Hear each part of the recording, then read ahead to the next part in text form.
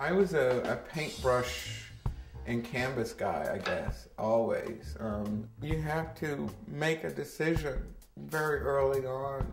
You have to decide, you know, who you are and what kind of artist you want to be. I grew up in Virginia, a little town called Lawrenceville, 55 miles south of Richmond. It was a great little town. It was a great town to grow up in. I was an artist at an early age. At an early age, I mean, I remember being in, I don't know, 3rd grade, 4th grade, something like that, and getting sent out of the classroom for drawing. You're supposed to be listening to whatever the teacher is saying. You know, she was suspicious because I always had my head down. And I got sent out for, I don't know, I think it was drawing a naked lady. And I didn't think, I mean, it wasn't like, you know, naked lady. It was just something that I saw and I thought, oh, you know, other artists do it. So, you know, why not? And of course she saw it as this sort of pornographic, this, you know, adolescent kid thing.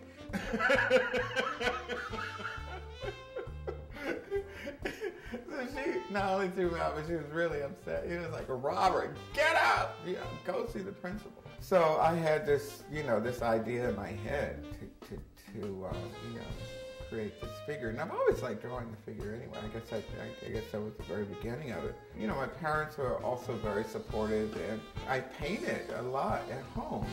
So I was doing a lot of work on my own. I left Virginia when I was 17. I left to attend RISD. Lawrenceville has a historically black college, St. Paul's College. And at the time, there was this wonderful art teacher. Her name was Yasusa Koka. And we became friends. She took an interest, and she was sort of a mentor at the time. And she was the one who suggested the Rhode Island School of Design. I had work, I had a portfolio, which I really didn't realize that was important. And lo and behold, I got accepted. I mean, I was just this kid from a small town. It was very competitive, but that was cool because that's exactly what I wanted. You know, we worked really hard. There was the notion of going to New York because, you know, you have to go to New York to become rich and famous, because that's a part of the grand scheme too. But then you realize that that's not going to happen. So I ended up traveling. It was an adventure. It was all an adventure, you know. But the whole idea was to, you know, get to the point of applying to grad school, which I did. I applied everywhere, but the School of the Art Institute in Chicago gave me money, and I thought Chicago would be a good, you know, another adventure. I ended up staying in Chicago for a little more than 15 years. I was married at the time, so, you know, my wife and kids, we were there.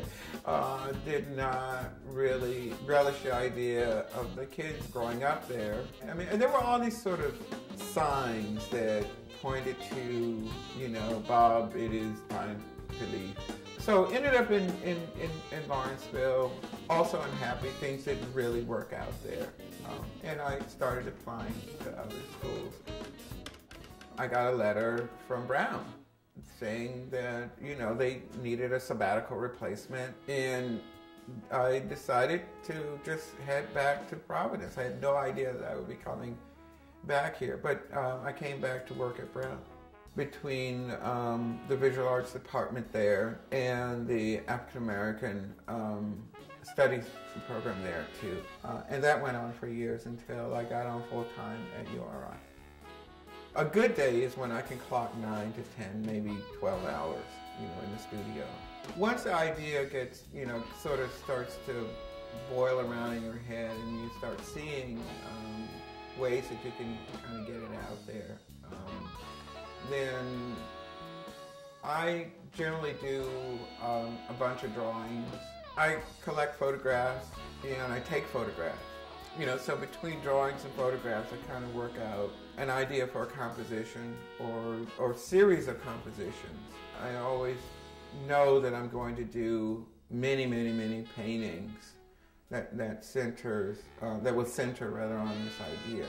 But then I start painting. Eventually what I look for is a very textured surface. I'll work on it for weeks and weeks and weeks more, just to kind of build it up, get that surface at the right texture.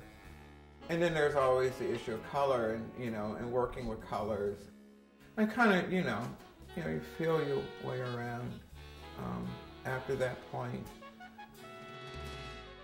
For me, there's no such thing as a finished piece.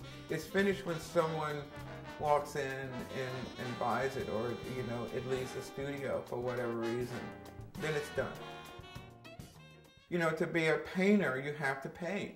And to be a painter is a lifetime experience and process. It's not like one day you become a painter. You're a painter for the rest of your life. You're always becoming, because you're always learning new stuff and testing new things out, and even testing yourself in terms of what you can or cannot do.